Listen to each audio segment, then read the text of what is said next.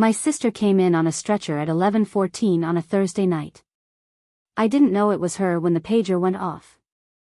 All I knew was what the paramedics radioed in: female, mid-30s, motor vehicle collision, blunt abdominal trauma, 2-centimeter laceration above the left eyebrow, blood pressure dropping.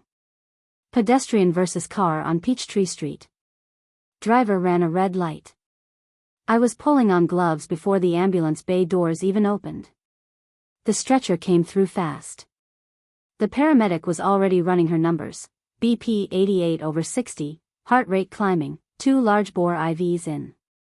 I looked down at the patient's face as I took the handoff. And I stopped walking. Just for a second. Just long enough for the charge nurse beside me to glance up. The face on that stretcher was my sister Diane. She was unconscious. The oxygen mask fogged and cleared with each shallow breath. Her left hand hung limp off the side rail.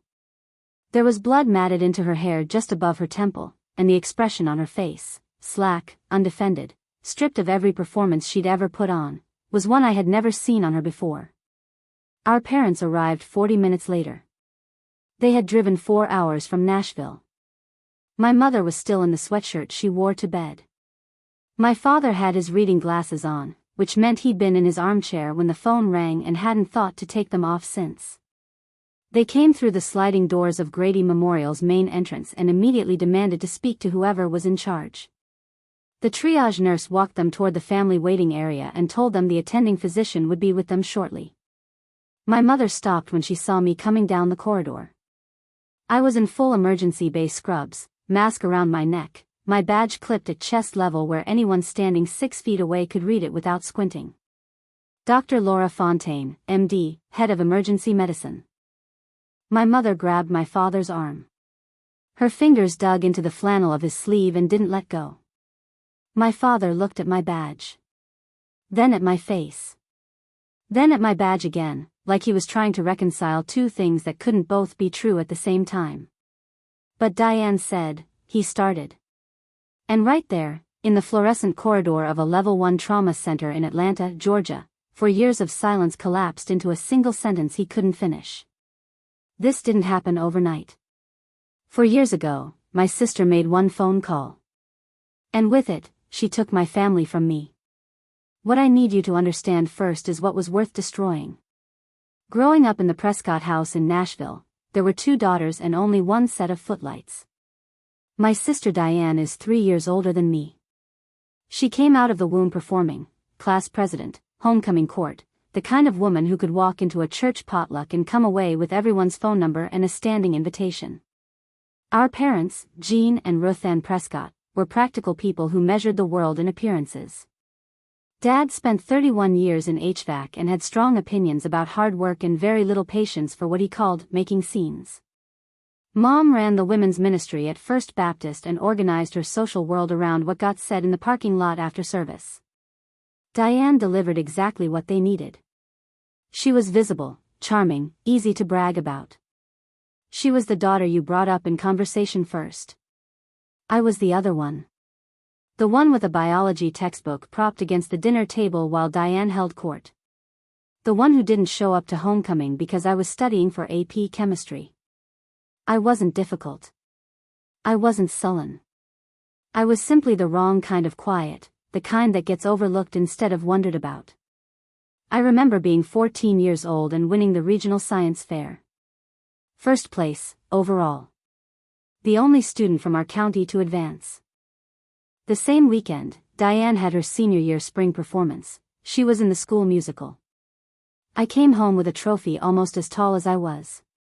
My father looked at it and said, "Good, Lori. Real good." Then he went back to watching the news. He never asked what my project was. I told myself it didn't matter. I poured everything into grades, test scores, applications. If I couldn't be the daughter they noticed, I would become the daughter they couldn't ignore. For one brief moment, I was. The day I got my acceptance letter from Emory University School of Medicine, something cracked open in our kitchen. My father read it twice, slow. Then he set it down on the counter and looked at me, really looked, the kind that makes you realize how rare it is, and said, Emory Medical School. Lord Almighty, Lori. My mother called her sister before I'd finished dinner. Then she called her friend Connie from Bible study. Then she called the neighbor 2 houses down. There was a pitch in her voice I hadn't heard directed at me before. Pride. Genuine, undiluted, and pointed straight at me. I looked across the kitchen at Diane. She was smiling. The kind that stops at the mouth. Her eyes were doing something else entirely, measuring, recalibrating, the flicker behind the iris that I've spent 30 years learning to read and still didn't understand fully in that moment. I thought she was just tired. That week, Diane started calling me more. 2, 3 times a week. How's Atlanta? What's the program like? Who are your professors? She asked for names, schedules, details. She remembered everything I told her. I thought maybe my getting into medical school had finally unlocked something between us, the sister relationship I'd been waiting my whole life to have. I was handing her everything she needed. Second year of residency, things cracked open. My best friend since college, Kelly Marsh, had been my study partner through every terrible semester of pre-med and had been working as a nurse at a pediatric clinic in Decatur. In February, Kelly was diagnosed with glioblastoma, a brain tumor, aggressive and fast. No husband, no siblings. Just me. I went to Dr. Okafor, my program director, a woman with the posture of a ship captain and the patience of someone who'd seen everything, the following morning. She approved a formal leave of absence. 8 weeks, documented, my spot protected, my file clean. I would return in April. Everything was on paper, everything was official. I moved into Kelly's guest room. I drove her to treatment at Emory's Winship Cancer Institute. I sat with her through the nights when the headaches were bad enough to make her cry, and I held her hand in the mornings when she couldn't remember the words for things she'd known her whole life. I called Diane to tell her. I don't know why I did, except that I still believed in the version of her I wanted to exist. I told her about Kelly. About the leave. About coming back in April. Diane's voice was warm as biscuits. Oh, Laura, I am so sorry. That poor woman. You take all the time you need. I won't breathe a word to Mom and Dad, you know how they catastrophize everything. 4 days later, she called them. I still don't know exactly what she said. I wouldn't know the full shape of it until everything unraveled 4 years later in an Atlanta emergency department. But the damage was immediate. The call came at 10:30 at night. I was sitting on Kelly's couch going through discharge paperwork from her last hospitalization. My phone lit up. Dad. His voice was flat. Your sister told us what's happening. The exams. All of it. Dad. What exams? I'm on an approved leave of absence. I have documentation from Dr. Okafor. Diane showed us messages. She said you've been struggling for months and didn't want us to know. I pressed my back against the wall. What messages? Dad, I have never failed a board exam. I passed every step on the first. She said you would have an explanation. A pause. Then my mother's voice, trembling, why didn't you tell us you were in trouble, Laura? Why did you let us believe everything was fine? Because everything is fine. Dad, please. Let me send you my program paperwork. Let me give you Dr. Okafor's number right now. Enough. His voice went flat as pavement. Don't call this house until you're ready to be honest. The line went dead. I sat on Kelly's bathroom floor for a long time. The paperwork I'd been sorting was still spread across the coffee table. My phone showed the call length, 5 minutes and 11 seconds. That is how long it took my family to erase 4 years of work, 5 minutes and 11 seconds on a Tuesday night in February. 20 minutes later, a text from Diane. I'm sorry, Lori. I couldn't watch you fall apart alone and say nothing. They deserve to know. A single broken heart emoji. Like a period at the end of a sentence she'd been writing for years. I tried everything. Over the next 6 days, I called 16 times. The first 5 went to voicemail. By the 7th, Dad's number was blocked. Mom blocked me 3 days after that. I sent 2 emails, one brief, one detailed, with Dr. Okafor's name and direct number, my leave of absence paperwork attached as a PDF, my board exam pass letters from steps 1 and 2 both included. I gave them every piece of verifiable evidence a reasonable parent would need to stop and ask a question. Neither email received a response. I mailed a handwritten letter by certified mail. It came back 11 days later, unopened, my mother's careful cursive on the outside, returned to sender. She had written it in the blue pen she always used for envelopes. I called Aunt Peggy, my dad's younger sister, the only person in our family who had always treated both daughters the same. Peggy called Jean that evening.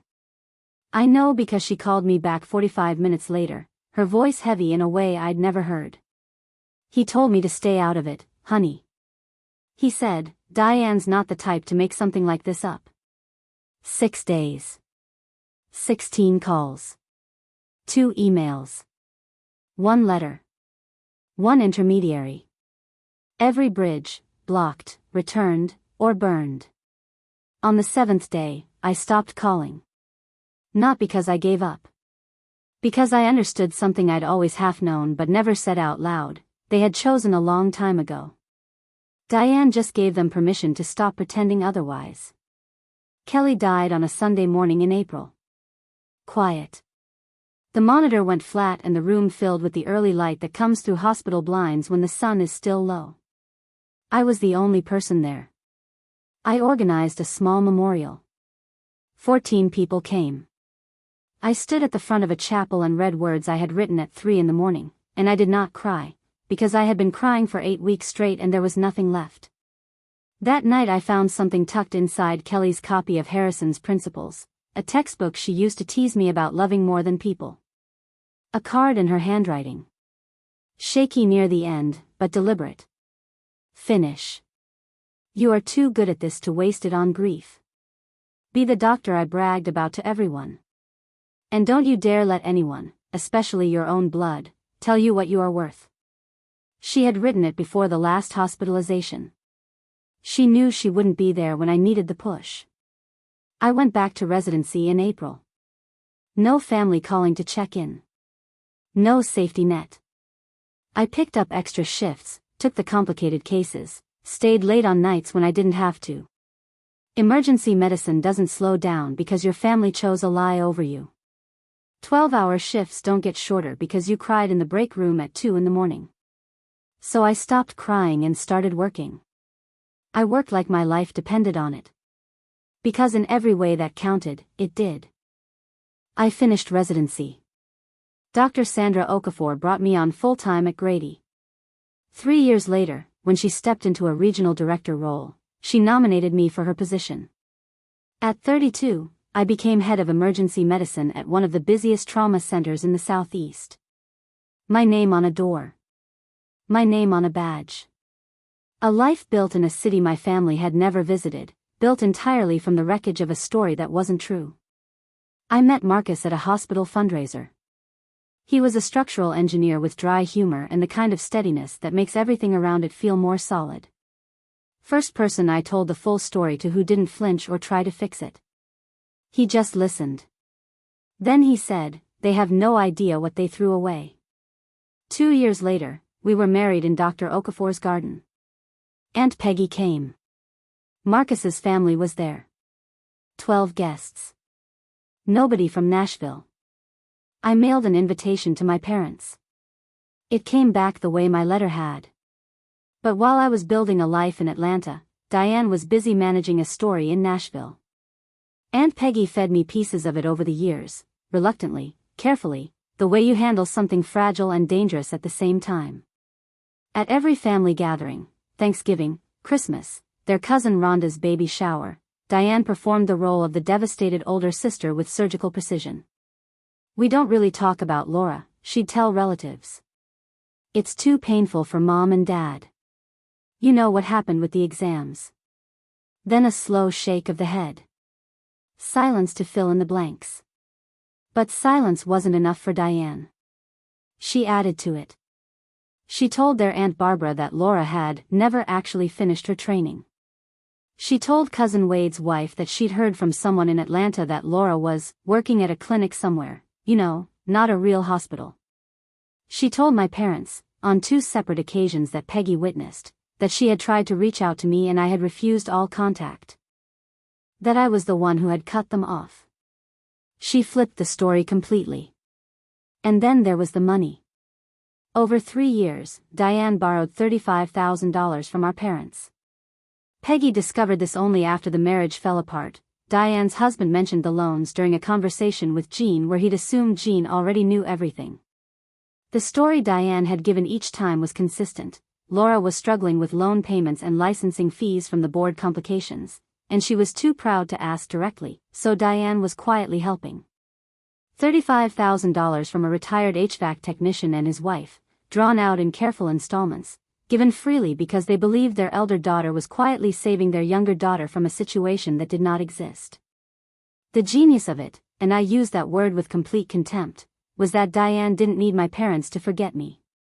She needed them to believe I had chosen to disappear. That way, their grief became their justification. Their silence became the moral thing. And she stayed exactly where she had always been, the loyal daughter. The one who never left. The one carrying all of it so they wouldn't have to. She wasn't protecting them. She was protecting her position. And there was one more thing. Something that came out later. Something that changed my understanding of how far she had been willing to go. Marcus told me on a Saturday morning over coffee, setting his mug down the way he does before delivering difficult news, slowly, like he's buying himself one more second. 2 years ago, he said, a complaint was filed with the Georgia Medical Board. Under a false name. The complaint alleged that I had misrepresented my residency completion status during the credentialing process at Grady Memorial. The board reviewed it and dismissed it in under 6 weeks.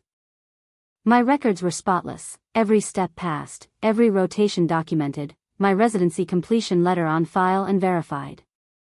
There was nothing to find because there was nothing to hide. But Marcus had not let it go.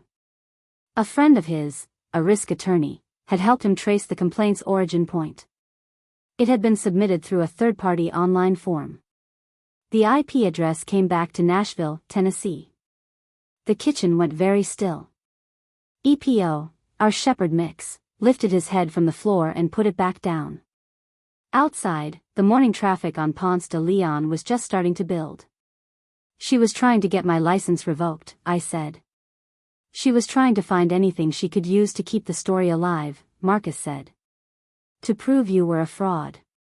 She didn't find anything. He reached across the table and put his hand over mine.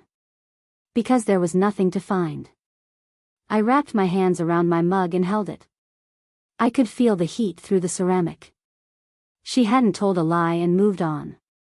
She had built a structure, load-bearing walls, reinforced beams, and spent 4 years maintaining it. Every family dinner, every borrowed dollar, every whispered story, every false complaint was another brick. I could have done something then. Hired an attorney. Confronted my parents directly. Blown the whole thing open. But I didn't. Because life was about to do it for me. In the most public and ironic way imaginable. And it started with a trauma pager at 11 o'clock on a Thursday night. Before I go any further, if you've ever had someone in your own family twist the truth so completely that you started to doubt your own memory, drop a light in the comments below. And if you think what's about to happen in that emergency room is going to change everything, type justice, because this next part. Even I wasn't prepared for it. This channel exists to pull these stories into the light. Real experiences, real patterns, real family dynamics that most people only talk about in whispers. If this is your first video here, hit subscribe now. Your support is what keeps these stories coming. Diane's husband left her in the spring of the 4th year. Aunt Peggy told me, she always told me the things I needed to hear, even when I hadn't asked her to. The marriage had been quietly deteriorating for longer than anyone admitted. Her husband filed in April. By June, The house they'd bought together in Brentwood was in pre-foreclosure.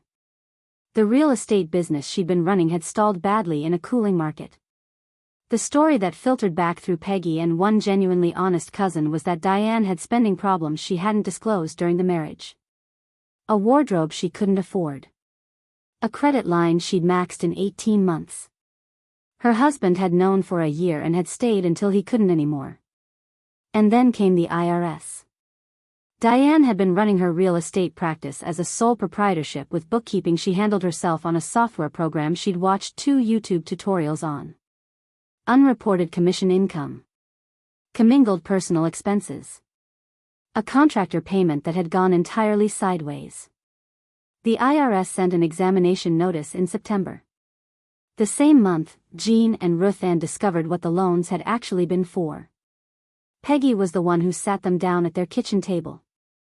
She came prepared. She had screenshots on her phone going back 2 years, texts from Diane asking Peggy to keep quiet about things she had accidentally mentioned, text threads that explicitly showed Diane describing the loan money as being for Lori's situation, and a credit card statement Diane had accidentally left at her parents' house during a visit that showed the charges had nothing to do with anyone but Diane. My mother did not speak for an entire afternoon after that. Peggy told me she found her sitting in the sunroom at 10 at night, just looking at her hands. My father, a man who had spent his whole life being certain, called Peggy the next morning and asked her to come back. He needed to hear it again. Diane needed a professional who could handle the IRS examination. The kind of audit she was facing required documentation, reconstructed records, and direct experience navigating an examination with a revenue agent. She needed someone credentialed, experienced, and willing to take her case. She needed something else, too. Something she hadn't needed in 4 years. She needed me. My phone rang on a Wednesday evening in October. Nashville area code. A number I didn't recognize. I answered. Laura. The voice was smaller than I remembered. All the performance gone. It's Diane. I turned toward the window. The Atlanta skyline was lit up orange in the early evening. I know, I said. That Wednesday call was the beginning of something I hadn't expected. Diane was calling about the IRS audit. She asked, carefully and without preamble, if I knew anyone who could help. I told her I'd make some calls. I wasn't ready to offer myself. Not yet. 2 weeks later, I was working a double shift when the pager went off at 11:14. Level 1 activation. Pedestrian versus vehicle. Peachtree Street. Female, mid-30s, blunt abdominal trauma, head laceration, hemodynamically unstable. ETA 6 minutes. I was already moving. I pulled up the intake on the tablet at the nurse's station as I walked. Patient name, Diane C. Prescott. Date of birth, March 3, 1987. Emergency contact, Jean Prescott. Father. I stopped walking. The hallway noise, monitors, intercom, the squeak of shoes, pulled back like a tide. For 3 seconds I wasn't a doctor. I was a 26-year-old sitting on a bathroom floor in Atlanta with a blocked number and a returned letter and no idea what to do next. Dr. Fontaine. My charge nurse, Tamara, appeared at my shoulder. You okay?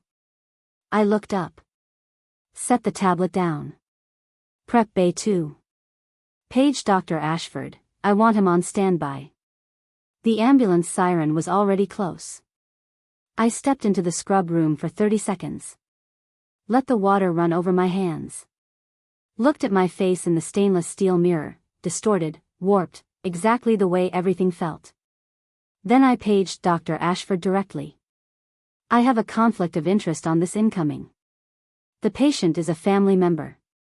I'm disclosing it now and documenting in the chart. If at any point my judgment is compromised, you take the lead. No questions asked. His voice was steady. Understood, Dr. Fontaine. I noted the disclosure in the nursing record. Everything by the book. Everything on paper. Then I pulled on fresh gloves and walked to Bay 2. Diane came in fast on the stretcher. oxygen mask fogging with shallow breaths. The laceration above her left eyebrow was still bleeding despite the gauze. Her blood pressure was dropping. Her right hand hung off the rail. My parents came in behind her, running. My mother was in a bathrobe with her house shoes on the wrong feet. My father was in flannel and jeans and still had his reading glasses on. He looked like a man who had grabbed his keys before he'd finished waking up. His face was the color of old newspaper. "That's my daughter," he said to the triage nurse. "Where are they taking her?" "I need to speak to whoever is in charge." My charge nurse, Tamara, put both hands up. "Sir, family stays in the surgical waiting area. The attending is already with the patient. I need the doctor in charge. Now." Tamara glanced through the glass partition toward Bay 2. She looked at me, gowned, gloved, badge visible. She read the name. Her eyes went wide for exactly 1 second. I gave a small shake of my head. "Not yet." Tamara composed herself and guided my parents down the corridor. My father turned back twice, looking through every window as he passed. And as he passed the last one, I heard him say, to no one, to the hallway, to God, "I don't know, she's all we have. Please. She's all we have." I heard every word through the partition glass. As if I had never existed. I stepped into the bay. And I did my job. A mild concussion, manageable with monitoring. A splenic contusion, concerning, but she was borderline for intervention. We ran a CT and spent 40 minutes watching her pressure.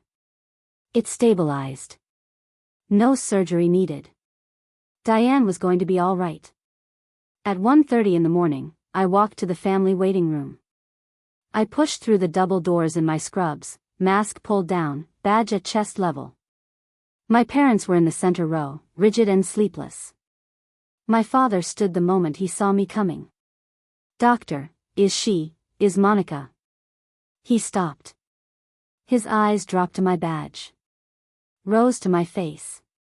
Dropped again. I watched the recognition move through him like something physical, a tremor that started in his hands and rose slowly to his jaw. My mother looked up a half-second behind him. Her lips parted. No sound came out. Her hand shot to my father's arm and gripped it. 5 seconds of silence. 5 seconds that held 4 years. I spoke first. Calm. Clinical. The voice I use for every family in that room. "Mr. and Mrs. Prescott. I'm Dr. Fontaine, head of emergency medicine. Your daughter Diane sustained a concussion and a splenic contusion in the accident. Her pressure has stabilized. She does not require surgery at this time. She'll be monitored overnight and you'll be able to see her within the hour. Mr. and Mrs. Prescott. Not Mom and Dad." I watched that land. "You're a doctor." My father's voice came out like something broken in half. "You're the head." "I am. But Diane said you never, that the board exams." "Diane said I failed my board exams. She said I was placed on leave for patient safety concerns." I kept my voice level. Not accusation. Recitation. "I passed every board examination on the first attempt. I have a copy of each pass letter if you'd like to verify. I filed a documented, approved leave of absence in my second year of residency to care for my best friend while she was dying. I gave you that documentation in 2 separate emails 4 years ago. You didn't open them." My mother pressed her fist against her mouth. "The letter I mailed came back with your handwriting on it, Mom." A sound escaped her that wasn't quite a word. My father had nothing. For the first time in my life, the man who had always had a verdict had absolutely nothing. The waiting room had gone quiet around us. Tamara and a second nurse were watching through the glass. A resident who'd been filing paperwork had put down his clipboard. Then Aunt Peggy walked through the doors. I had called her from the scrub room before I operated. Not to summon her as a weapon, Diane was her niece too, and she deserved to know what had happened. But Peggy came prepared. For years we'll do that to a woman who has been keeping a folder. She didn't sit down. She stood in the center of the room and said, I have been waiting 4 years to say what I need to say. I am not waiting 1 more minute. She held out her phone. Screenshots. Text messages between Diane and Peggy, spanning 3 years. Messages where Diane explicitly asked Peggy not to mention Laura's career progress to their parents, it'll only confuse them. A text sent 4 years ago, 3 days before the call to Jean and Ruth Ann, that read, I'm going to call Mom and Dad tonight. I have to tell them what's really going on with Lori. I can't keep watching this. The calculation of it, laid bare in blue text bubbles. And then the message sent 2 years ago, the one that made the room go completely still. Peggy read it aloud. Don't say anything to Mom and Dad about that medical board thing. I tried something and it didn't work out. Just leave it. My mother's hands were shaking so hard she pressed them flat against her thighs. She filed a false complaint with my licensing board, I said. Trying to have my license revoked. It was dismissed. But she filed it. My father turned to the window. His shoulders rose and then fell, and then, slowly, in a way I had never once seen in 63 years of watching him, they began to shake. Aunt Peggy's voice was quiet. You missed her wedding, Jean. Marcus's father walked her down the aisle. Do you understand what that means? He didn't turn from the window. But he spoke. For words, so low I had to watch his shoulders to know he was talking. What have we done? Not a question. A verdict. The first one of his life directed at himself. I treated Diane medically for 2 more days before she was discharged. Professionally, completely, without compromise. I checked her chart, reviewed her scans, answered her clinical questions. When she was coherent enough to process where she was and who her attending physician was, I saw the full progression play out on her face, confusion, disbelief, fear, and then, for just a moment, the familiar flicker behind the eyes, the instinct to calculate a way out. Then it went dark. Because there was no way out. My sutures were in her chart.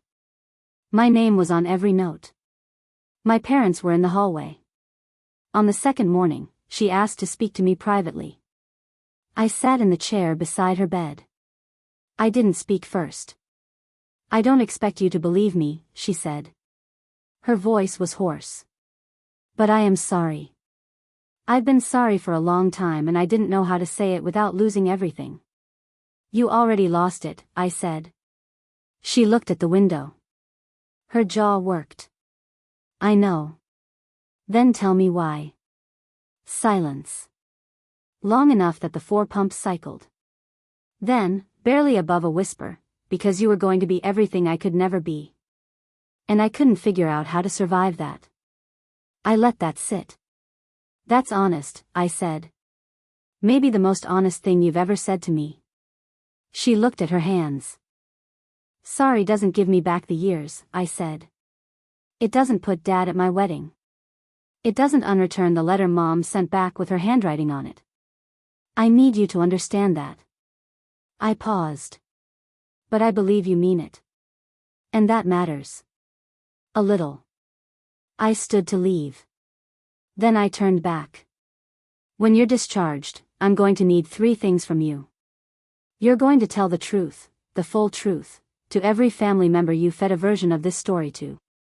Every aunt, every cousin, every person who spent 4 years believing I was a failure hiding in another city. You'll do it in writing. And you'll return every dollar you borrowed from Mom and Dad. She didn't argue. Didn't push back. Just nodded. That was new. I met with my parents the following week at a restaurant in Midtown, not their house, not my hospital. Neutral ground. They arrived early. That told me something. My mother reached for my hand the moment I sat down. I let her take it. We want to make this right, she said. Her eyes were still swollen at the corners. Tell us what that looks like. I kept my voice even. I need you to go to counseling. Both of you.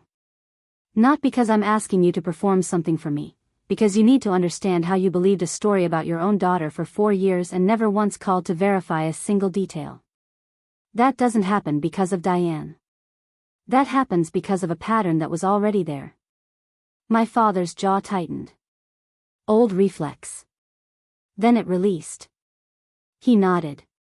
A small, defeated nod, the first time in my memory that my father had nodded instead of argued.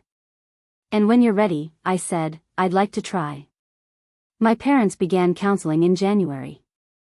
Their therapist, a woman my mother described as very direct, doesn't let you dodge, told them both things I didn't hear firsthand.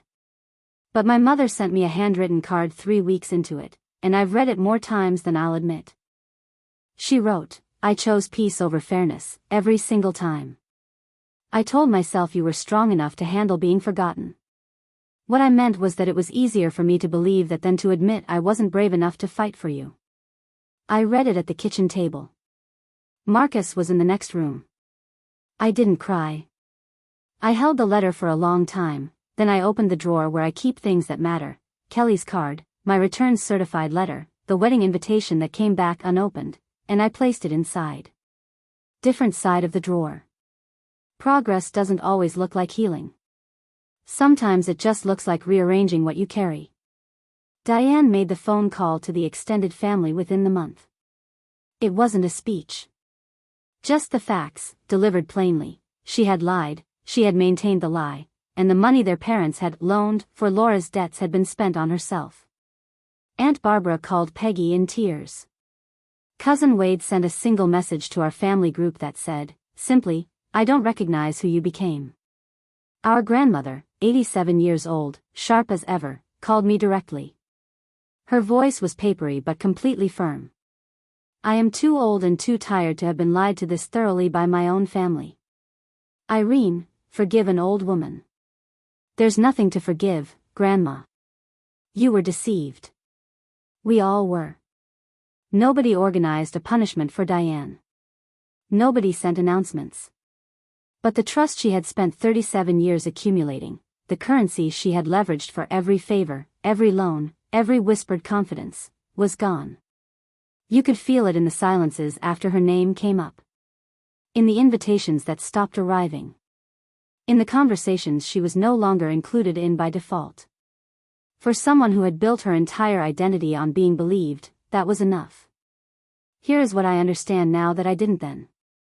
What Diane did wasn't jealousy. Jealousy is something you feel and swallow.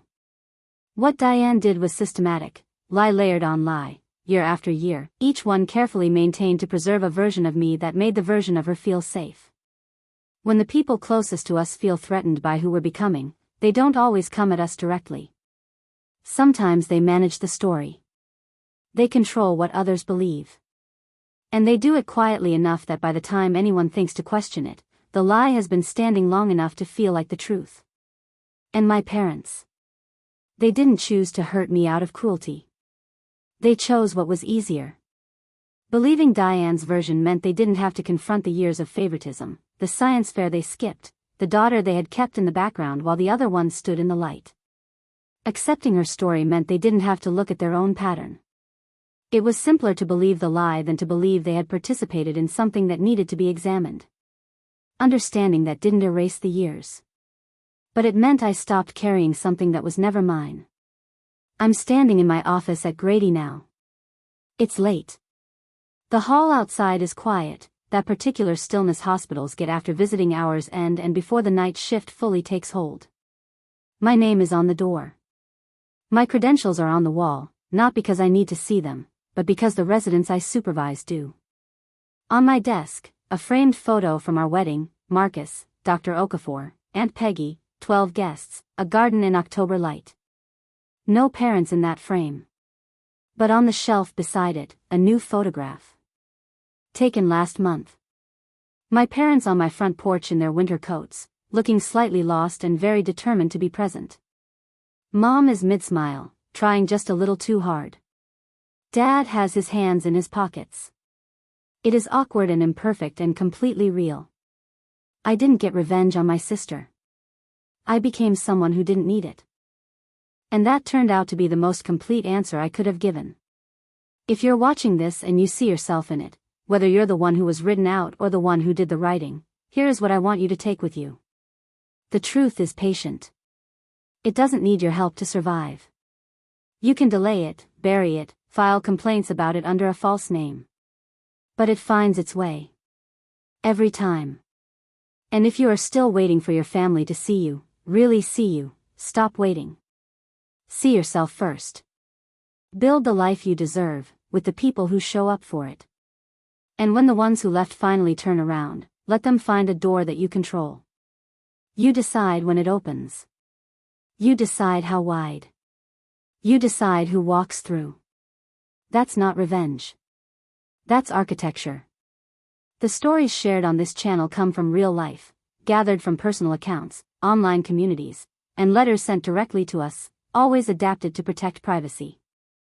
If this one stayed with you, leave a comment below. Tell me, what would you have done in that emergency bay? And if you're not subscribed yet, now is the time. Hit that button and come back here next time on Revenge Stories. Your support is what makes it possible to keep bringing these stories to light. We'll see you then.